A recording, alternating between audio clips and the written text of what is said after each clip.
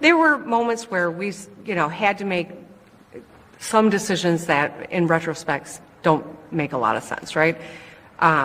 If you went into the hardware store, you could go in the hardware store, but we didn't want people, all congregating around the gardening supplies. She says it was an honest mistake. That's what Governor Whitmer is saying tonight after this photo surfaced showing her violating COVID rules by sitting with at least a dozen other people at the Land Shark in East Lansing. Today, the governor saying the bar she was in, the Land Shark Bar and Grill, will not be facing a fine and is different from other businesses that broke the rules. People said, oh, she's outlawed seeds.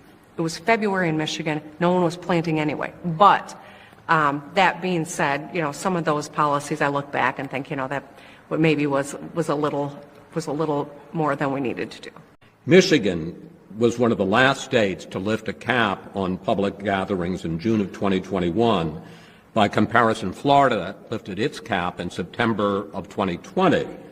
But the death rate for Florida from June of 20 to June of 21 was 39.6 per 100,000. The death rate for Michigan was 97.3 per 100,000, so more than double. Why did Florida do so much better without the cap than Michigan did with the cap? I've seen a lot of reports about some of the numbers that you've just cited from Florida, and perhaps the lack of confidence in the accuracy of them. I don't know. I'm not going to weigh in on their policies. I'm going to tell you, I listen to the best experts in the world.